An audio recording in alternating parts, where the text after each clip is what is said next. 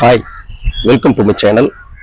இன்னைக்கு வீடியோல பிராணாயாமம் செய்யறதுனால நமக்கு ஏற்படக்கூடிய நன்மைகளை பத்தி இந்த வீடியோல பேசலான் இருக்கேன்.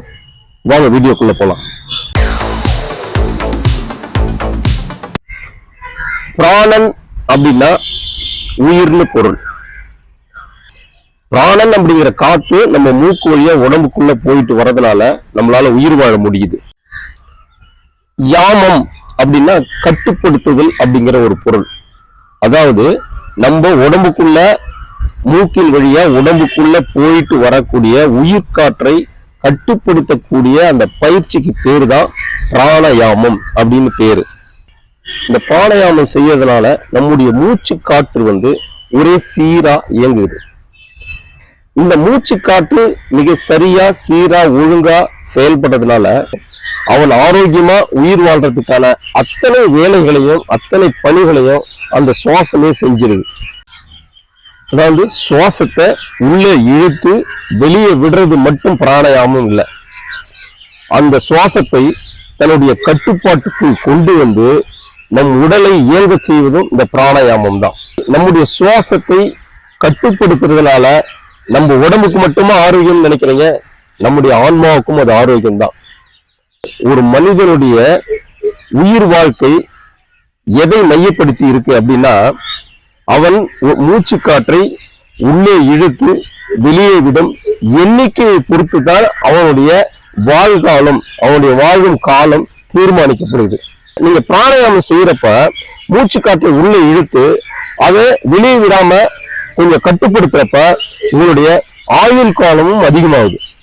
பிராணாயாமம் அப்படிங்கிற மூச்சு பயிற்சியை எப்படி செய்யறதுன்னு பார்க்கலாம். ஒரு வசதியான இடத்துல முதல்ல நீங்க உட்கார்ந்துங்க. உட்கார்ந்ததுக்கு அப்புறம் என்னுடைய 2 நாசி துவாரங்கள்ல ஒரு விரலை இடது நாசி வழியா அடைச்சுக்கிட்டு இப்ப காற்ற உள்ள வலது நாசி வழியா உள்ள இழுக்க போறேன்.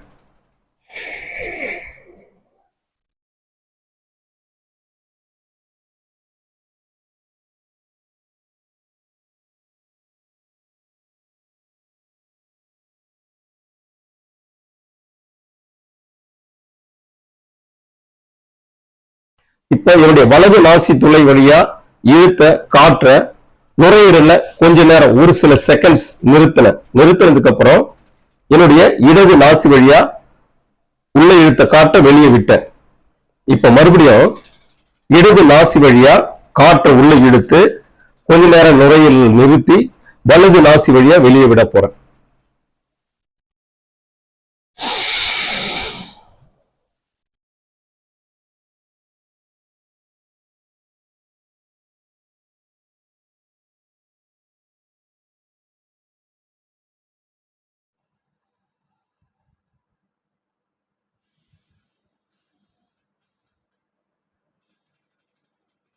அதாவது முதல்ல இடது நாசியை அடைச்சிக்கணும், வலது நாசி வழியா காற்றை உள்ள இழுக்கணும், நுரையீரல்ல கொஞ்ச நேரம் நிறுத்தினதுக்கு அப்புறம் வலது நாசியை அடைச்சிக்கிட்டு இடது நாசி வழியா காற்றை வெளியே விடணும். ரெண்டாவது வலது நாசியை அடைச்சிக்கிட்டு இடது நாசி வழியா காற்றை உள்ள இழுக்கணும், கொஞ்ச நேரம் நிறுத்தணும், இடது நாசியை அடைச்சிக்கிட்டு வலது நாசி வழியா காற்றை வெளியே விடணும்.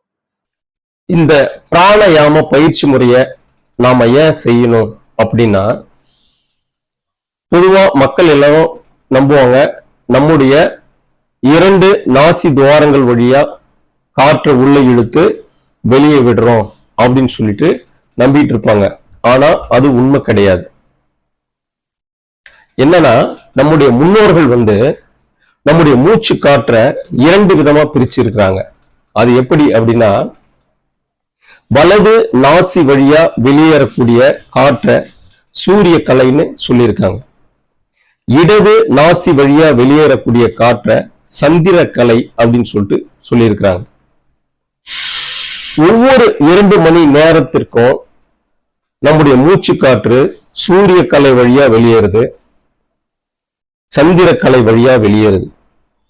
இப்படி 24 மணி நேரத்துல ஒவ்வொரு 2 மணி நேரங்களும் நம் காற்றை வலது நாசி வழியா, அதாவது சூரிய கலை வழியா வெளியே விடுறோம்.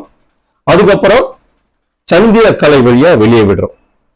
இப்படி இயல்பா சூரிய கலை, சந்திரக்கலை, இப்படி இந்த 2 நாசி துவாரங்கள் வழியா நாம் காற்றை, உள்ளே இருக்கக்கூடிய காற்றை வெளியே விட்டுக்கிட்டே இருக்கும்.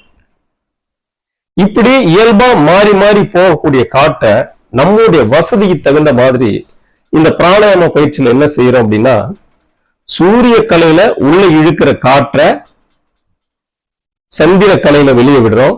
சந்திர கலையின் வழியா உள்ள இழுக்கிற காற்றை சூரிய கலையின் வழியா வெளியே விடுறோம். இப்படி பயிற்சி செய்யறப்ப நம் உடம்பையும் மனசையும் கட்டுப்படுத்தி ஒரு ஆரோக்கியமான, இயல்பான, ஆரோக்கியமான முறைக்கு கொண்டு வர்றதுக்கு தான் இந்த பிராணாயாம பயிற்சியை நம்ம செஞ்சுட்டு இருக்கோம்.